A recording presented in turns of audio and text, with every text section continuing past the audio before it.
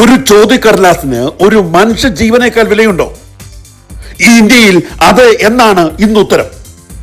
ഉറക്കമൊഴിച്ച് സ്വപ്നങ്ങൾ നെയ്ത് മാതാപിതാക്കളുടെ ചോരയും നീരും വിറ്റ് പരീക്ഷയ്ക്ക് തയ്യാറെടുക്കുന്ന എത്രയോ കുഞ്ഞുങ്ങളാണ് കഴിഞ്ഞ കുറച്ച് മാസങ്ങളായി കയറിൽ ആടി തീർത്തത്. കണക്കുകൾ കാണണോ നിങ്ങൾക്ക്? കഴിഞ്ഞ കുറച്ചു കാലത്തെ മാത്രം കണക്കുകൾ എടുത്താൽ ഈ രാജ്യത്ത് എണ്ണിയാൽ തീരാത്ത വിദ്യാർത്ഥികളാണ് സ്വന്തം ജീവൻ ഉപേക്ഷിച്ചത്. കേവലം ഒരു പരീക്ഷയിലെ ക്രമക്കേട് കാരണം. പരീക്ഷാ മാഫികൾക്ക് മുന്നിൽ ചോദ്യപേപ്പർ ചോർന്നപ്പോൾ ഇവിടെ ചോദ്യം ചെയ്യപ്പെടാൻ പോയത് ആ പാവം പിഞ്ചു കുഞ്ഞുങ്ങളുടെ ചോരയാണ്. പ്രിയപ്പെട്ടവരെ നഷ്ടപ്പെട്ട മാതാപിതാക്കളുടെ കണ്ണീരാണ്.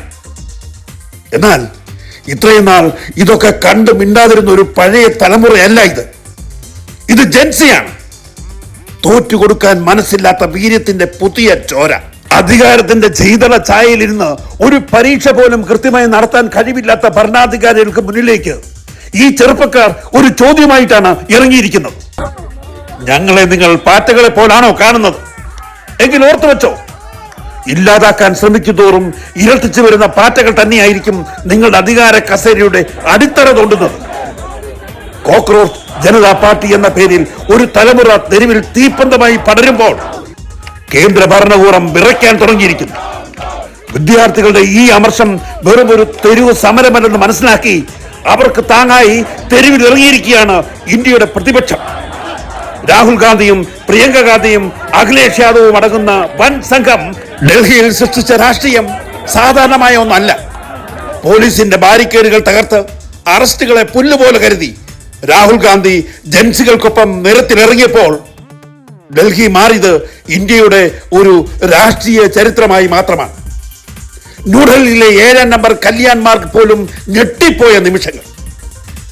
നരേന്ദ്രമോദി പോലും തന്റെ രാഷ്ട്രീയ ജീവിതത്തിൽ പ്രതീക്ഷിക്കാത്ത ഏറ്റവും വലിയ തിരിച്ചടിയാണ് ഡൽഹിയിലെ തെരുവുകളിൽ ഇപ്പോൾ സംഭവിക്കുന്നത്. എന്താണ് ഇതിലെ യഥാർത്ഥ കാരണം? സുപ്രീം കോടതിയിൽ നിന്ന് വന്ന ആ നിർണായക പ്രഹരം എന്തായിരുന്നു? ധർമ്മേന്ദ്ര പ്രധാൻ എന്ന കേന്ദ്രമന്ത്രി രാജി ആവശ്യപ്പെട്ട് രാജ്യം കത്തുമ്പോൾ ഈ നീറ്റ് വിവാദം മോദി സർക്കാരിന്റെ വീഴ്ചയുടെ തുടക്കമാകുമോ? വെറും ഒരു വാഗ്വാദമല്ല ഇത്. നിങ്ങളുടെയും നിങ്ങളുടെ കുഞ്ഞുങ്ങളുടെയും ഭാവിയെ തകർക്കുന്ന വലിയൊരു മാഫിയയെക്കുറിച്ചാണ് നമ്മൾ ഇന്ന് സംസാരിക്കുന്നത്. ചോര തിളയ്ക്കുന്ന, ഇതുവരെ നിങ്ങൾ കേട്ടിട്ടില്ലാത്ത ആ വലിയ സത്യങ്ങൾ ഒന്നായി അറിയാൻ ഇരിപ്പിടങ്ങളിൽ ഉറച്ചിരുന്നോളൂ. കാരണം ഇന്നത്തെ വീഡിയോയിൽ നിങ്ങൾ കാണാൻ പോകുന്നത് കേവലം ഒരു വാർത്തയല്ല, ഇന്ത്യ ചരിത്രത്തിലെ ഏറ്റവും വലിയ കോൺഗ്രസ് ജൻസി വിപ്ലവം തന്നെയാണ്. പ്രധാന പോയിന്റിലേക്ക് കടക്കുന്നതിന് മുമ്പ് ഒരു വലിയ അപേക്ഷയുണ്ട്. ഈ വീഡിയോ ഇപ്പോൾ തന്നെ നിങ്ങൾ ലൈക്ക് ചെയ്യുകയാണെങ്കിൽ യൂട്യൂബിന്റെ അൽഗോരിതം ഈ വീഡിയോയെ നിരസിക്കില്ല. ഈ പ്രത്യേക സാഹചര്യത്തിൽ നിങ്ങളുടെ വലിയ സഹായം ഞങ്ങൾക്ക് അത്യാവശ്യമാണ്. സുഹൃത്തുക്കളെ, ഇന്ത്യൻ രാഷ്ട്രീയത്തിന്റെ ചരിത്രത്തിൽ ഇന്ന് വരെ കാണാത്ത, കഴിഞ്ഞ 12 വർഷക്കാലം കേന്ദ്രത്തിൽ രാജാവ് എന്ന പോലെ ഭരണം നടത്തിയ നരേന്ദ്രമോദി തന്റെ സ്വപ്നത്തിൽ പോലും പ്രതീക്ഷിക്കാത്ത വിധത്തിലുള്ള ഒരു വൻപൻ തിരിച്ചടിയാണ് ഇപ്പോൾ രാജ്യ തലസ്ഥാനമായ ന്യൂഡൽഹിയിൽ സംഭവിച്ചുകൊണ്ടിരിക്കുന്നത്. രാജ്യത്തെ കോടിക്കണക്കിന് വരുന്ന ജൻസി യുവാക്കളും വിദ്യാർത്ഥികളും തങ്ങളുടെ ഭാവി സംരക്ഷിക്കുവാൻ തെരുവിൽ ഇറങ്ങിയപ്പോൾ അവരെ തനിച്ചാക്കില്ലെന്നും അവർക്ക് കാവലായി തങ്ങൾ ഉണ്ടാകുമെന്നും പ്രഖ്യാപിച്ചുകൊണ്ട് വീറോടും വാശിയോടും കൂടെ പടക്കിറങ്ങിയ രാഹുൽ ഗാന്ധിയെയും പ്രിയങ്ക ഗാന്ധിയെയും അവരുടെ വേറിട്ടൊരു സമരം രീതിയാണ് ഇന്ന് നമ്മൾ ഡൽഹിയിൽ കണ്ടുകൊണ്ടിരിക്കുന്നത്. സുഹൃത്തുക്കളെ, ഇന്ന് ഡൽഹിയിലെ തെരുവുകളിൽ നാം കണ്ടുകൊണ്ടിരിക്കുന്ന ഒരു സാധാരണ രാഷ്ട്രീയ പോരാട്ടം മാത്രമല്ല. 2026 നീറ്റ് പരീക്ഷയിൽ നടന്ന ഭീകരമായ ക്രമക്കേടുകളും പരീക്ഷാ പേപ്പർ ചോർച്ചയും രാജ്യത്തെ തകർത്ത് തരിപ്പണമാക്കിയ വിദ്യാഭ്യാസ സമ്പ്രദായവും ഉയർത്തിപ്പിടിച്ചാണ് വിദ്യാർത്ഥികളും പ്രതിപക്ഷവും ഒരേപോലെ തെരുവിൽ ഇപ്പോൾ ഇറങ്ങിയിരിക്കുന്നത്.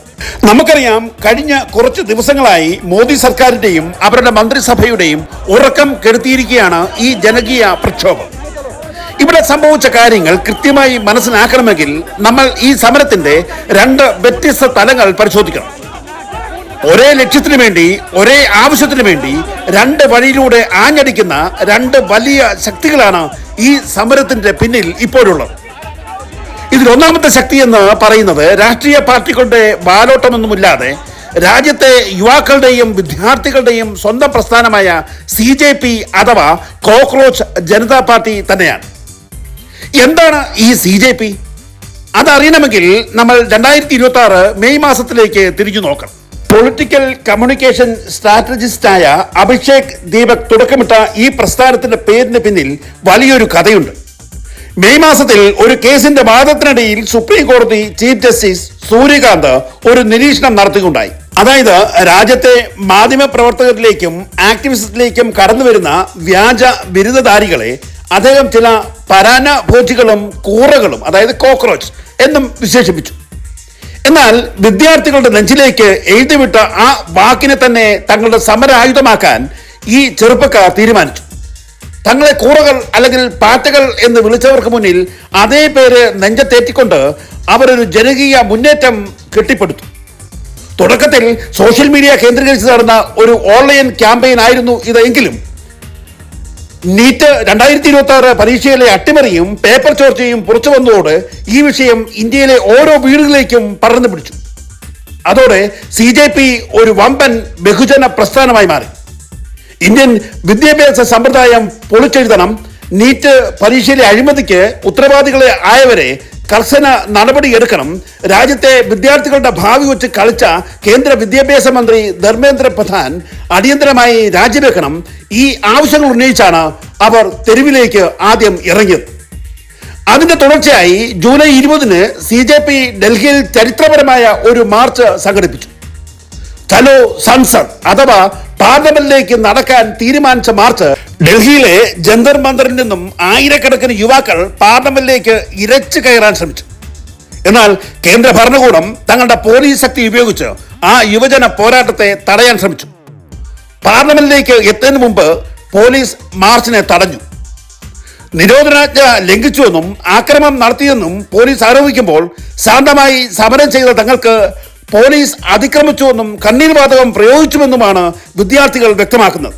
അവസാനം നിരവധി വിദ്യാർത്ഥികൾക്ക് അതിദാരുണമായി ആ സമരത്തിൽ പരിക്കേറ്റു.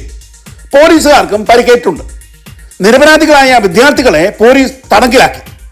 സമാധാനപരമായി സമരം ചെയ്ത യുവാക്കൾക്ക് നേരെ നടന്ന ഈ പോലീസ് അതിക്രമത്തിൽ പ്രതിഷേധിച്ച് പ്രശസ്ത കാലാവസ്ഥാ വ്യതിയാന പ്രവർത്തകനായ സേനം വാങ്ചോങ് വിദ്യാർത്ഥികൾക്ക് പിന്തുണയായി നിരാഹാര സമരം ആരംഭിച്ചു.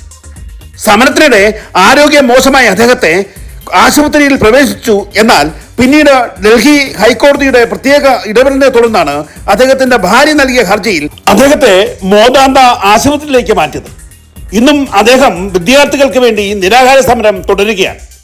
ഇവിടെയാണ് രാഷ്ട്രീയ നിരീക്ഷകരുടെയും മോദി സർക്കാരിനെയും ഒരുപോലെ ഞെട്ടിച്ചുകൊണ്ട് രണ്ടാം ഘട്ട പോരാട്ടം ആരംഭിക്കുന്നത്.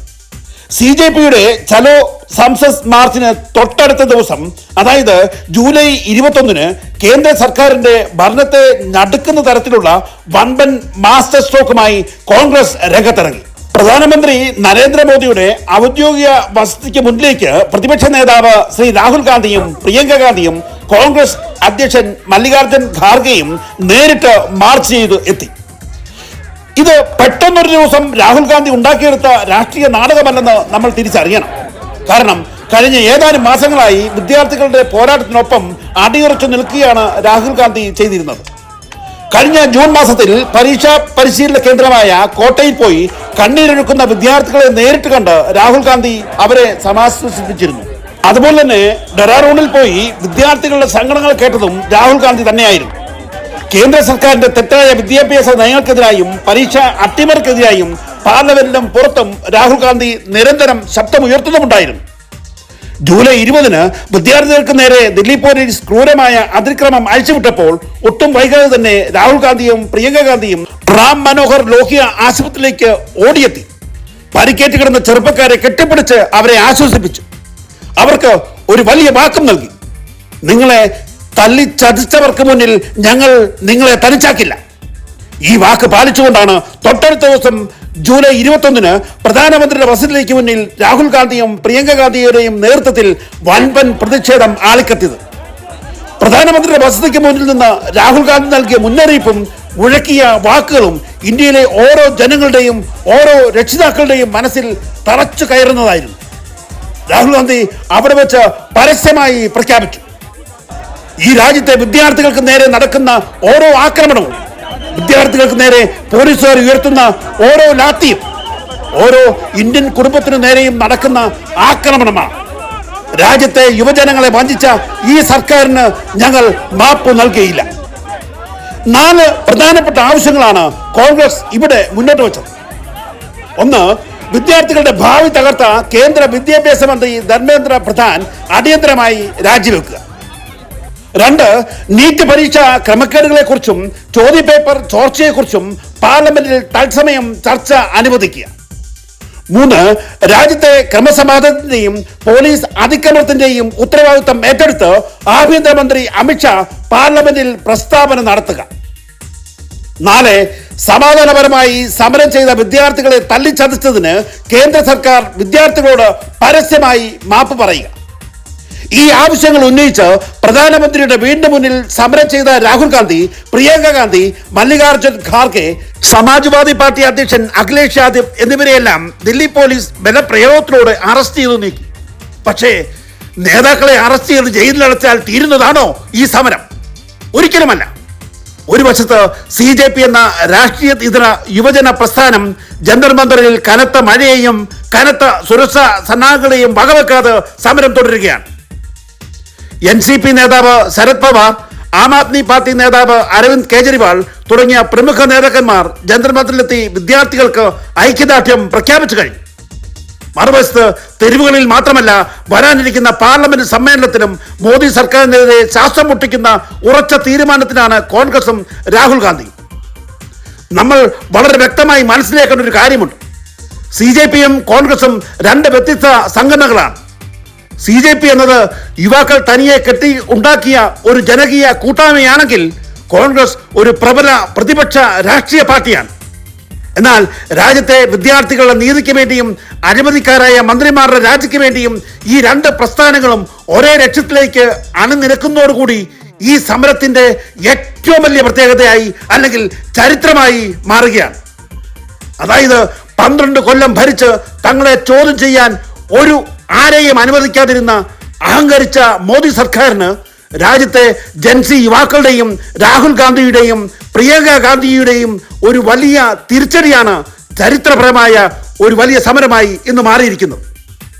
വിദ്യാർത്ഥികളുടെ ഭാവി തൊട്ടുകളിച്ചാൽ ഈ രാജ്യത്തെ യുവത്വം നിങ്ങളെ അധികാരത്തിൽ നിന്നും തൂത്തെറിയും എന്ന വ്യക്തമായ മുന്നറിയിപ്പാണ് ദില്ലി തെരുവുകളിൽ ഇന്ന് ഉയരുന്നത്. സുഹൃത്തുക്കളെ, ഈ സമരം വലിയൊരു സൂചനയാണ്. ഇതുവരെ ഉണർത്തെഴിക്കാതിരുന്ന കോൺഗ്രസ് പാർട്ടി ജൻസിയോടൊപ്പം ചേർന്ന് കഴിയുമ്പോൾ അതൊരു ചരിത്രപരമായ സമരമായി മാറും എന്നുറപ്പ്. നാളെ മോദി സർക്കാർ താഴെ വീഴും എന്നൊന്നും ഇവിടെ ഞാൻ പറയാനില്ല. പക്ഷേ മോദി സർക്കാരിന്റെ അടിത്തറയിൽ ചെറിയ കുലുക്കം ആരംഭിച്ചിട്ടുണ്ടെങ്കിൽ ആ കുലുക്കം ഇനി തുടരും. വലിയ സുനാമിയായി സർക്കാരിനെ താഴെ ഇറക്കുന്നവരെ രാജ്യത്തെ ജൻസിയും കോൺഗ്രസും തുടങ്ങി വെച്ച ഈ സുപ്രധാന സമര തീരുമാനം അത് രാജ്യത്തിന്റെ യുവജനങ്ങളുടെയും വിദ്യാർത്ഥികളുടെയും നന്മയ്ക്കായി മാറും എന്നുറപ്പ്.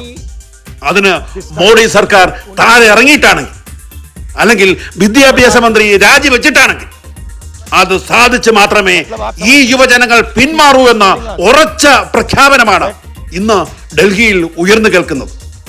നമുക്കും അണിചേരാം. നമ്മുടെ വിദ്യാർത്ഥികളുടെ, നമ്മുടെ മക്കളുടെ ഭാവി ഇന്ന് നമ്മുടെ കരങ്ങളിലാണ്.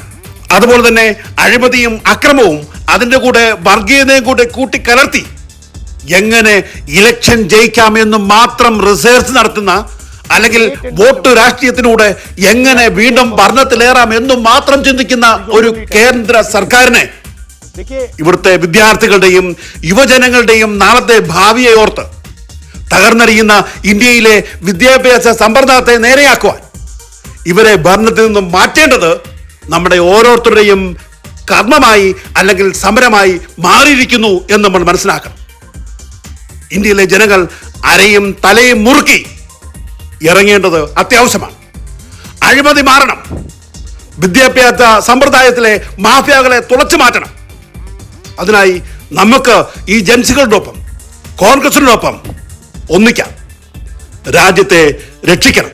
ഇത്രയും വിദ്യാർത്ഥികൾ ഒറ്റക്കെട്ടായി ഇന്ന് ഇന്ത്യയിൽ സമരം ചെയ്യുമ്പോഴും മഴക്കാറുള്ളപ്പോൾ അത് റഡാറിന്റെ വീക്ഷണത്തെ തടയുമെന്നും അതുപോലെ പാത്രം കൊട്ടിയാൽ കൊറോണ മാറുമെന്നും പറയുന്ന വലിയ സൈദ്ധാന്തിക വിദ്വാൻമാരാണ് ഇന്ന് രാജ്യം ഭരിക്കുന്നത് എന്നും നമ്മൾ ഓർക്കണം.